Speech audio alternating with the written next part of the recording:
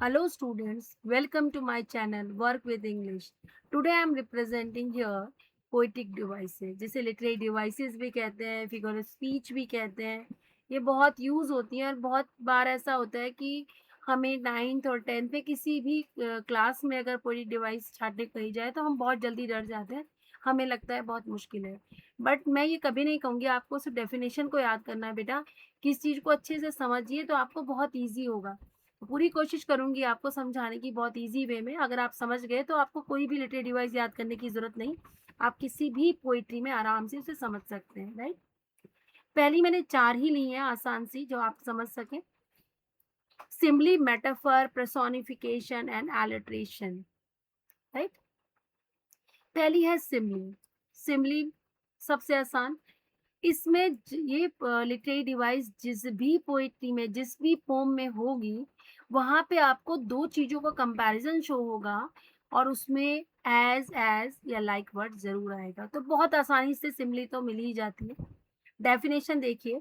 A comparison यानी तुलना दिखती है दो चीजों में यूजिंग लाइक और एज. लेकिन शर्त क्या है उसमें लाइक और एज होना चाहिए. Now come to example. Her smile was as bright as a sun. उसकी स्माइल कैसी है? ब्राइट. इतनी चमकदार है जैसे कि सन. हमने एज का यूज किया तो दैट्स वाई बिल्कुल क्लियर है ये क्या है? Simile. Next literary device is metaphor. Meta का मतलब होता है बियॉन्ड सोचना, यानी नेचुरल से बियॉन्ड सोचना.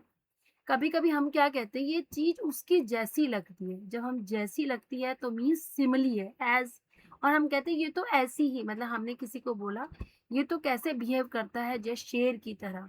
तो क्या हुआ? सिमिली. हमने कहा ये तो शेर ही है. तो ये क्या है आपका? मेटाफर. यानी मेटाफर जब भी होगा डायरेक्ट कंपैरिजन होगा कंपेयर या, लेकिन वहां पे एज और लाइक नहीं होगा. Definition. Come to definition. A direct comparison without like or as. Right. अब आप देखिए इसका example. Time is a thief. अब टाइम क्या है? चोर है. हमने सीधे टाइम को क्या बोल दिया? चोर. That's why is a personification, sorry metaphor. Next is personification.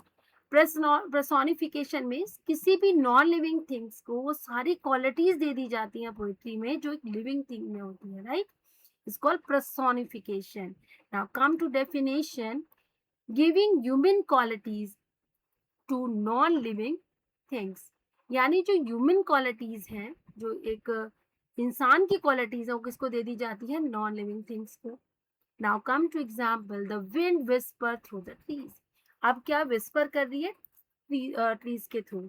अब ऐसा थोड़ी होता है कि हवा तो बोलती नहीं है ना. तो ये क्या हो गया? हमने हवा को सारी क्वालिटीज दिखी जो ह्यूमन बीइंग में होती है. That's why is a personification.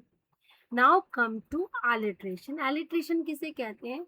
जब किसी भी स्टेंजा में किसी कॉन्सोनेंट साउंड का, कॉन्सोनेंट तो आप जानते होंगे हमारे लेटर्स में क्या होते हैं? ए ई आई ओ यू वॉवल होते हैं, बाकी सब क्या होते हैं? आपके कॉन्सोनेंट. यानी कॉन्सोनेंट साउंड बार बार रिपीट हो रही हो किसी लाइन में, वहां क्या होगी? 100% एलिट्रेशन होगी. Now come to definition. Repetition यानी रिपीटिशन मतलब बार बार of initial consonant sound. Consonant sound बार बार आती है उसे क्या कहते हैं? एलिट्रेशन. अधिकतर पोइट्रीज में मिलती है. एग्जाम्पल.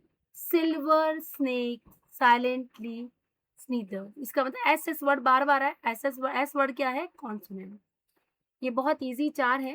नेक्स्ट वीडियो में आपको इसकी अगली 4 सुनाएंगे और आप ये समझ गए हैं तो आपको कोई मुश्किल नहीं होगी. Thank you so much. Subscribe my channel and like my channel.